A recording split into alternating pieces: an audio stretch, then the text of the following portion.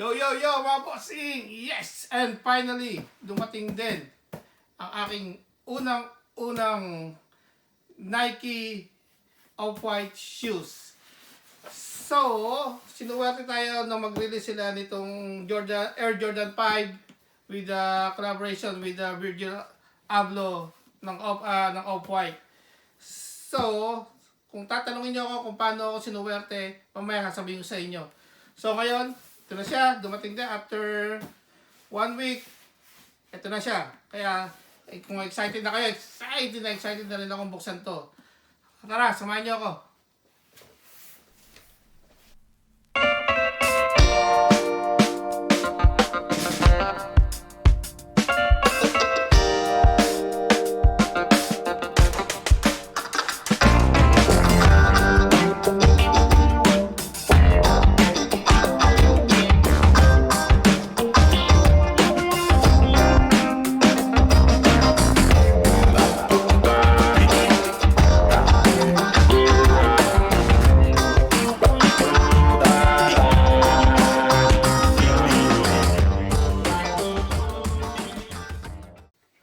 So mga bossing, kasing excited ko na rin ba kayong buksan tong kauna nating hype shoes.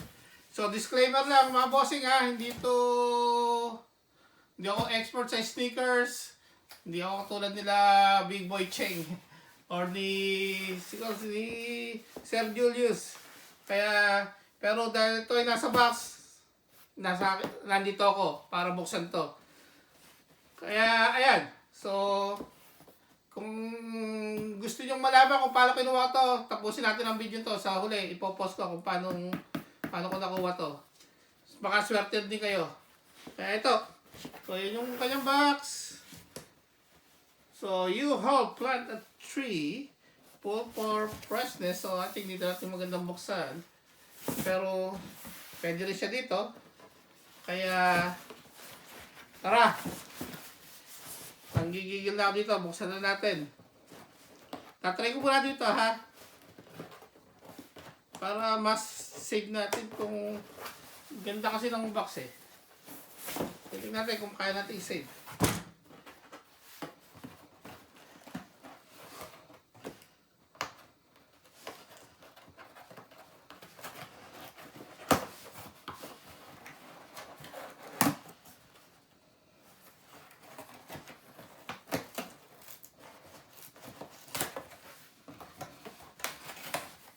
Ayun.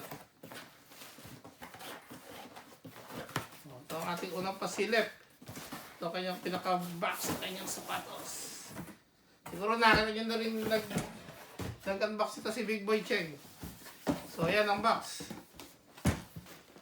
At ito naman ang kanyang laman. So, ang babasahin natin dito ngayon sa website ng Nike, sabi dito, this is the Virgil Abloh Chicago Collaborators Collection. So, ito yung kanyang Off-White collaboration with Nike. So, ng Air Jordan 5. Bubuksan ko na to. Excited na ako. Ito na siya. Dun, dun, dun, dun. Ooh-wee.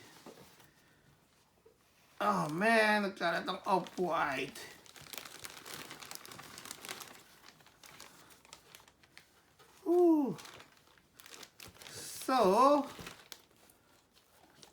So, ang kanyang, meron siyang free laces.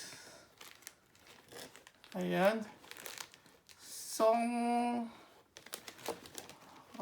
ito yung pagkatawag ng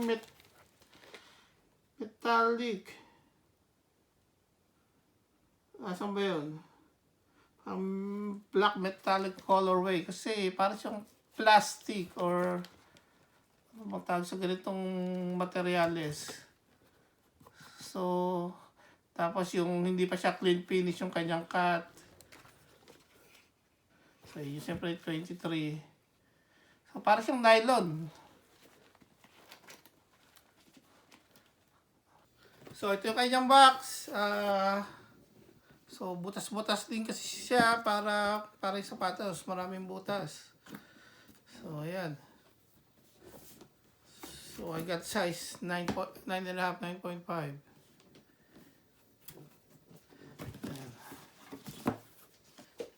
Ayan yung sapatos, butas-butas. Ito yung loob. Yung butas din, yung butas dun. So yun yung nasa zip tie niya.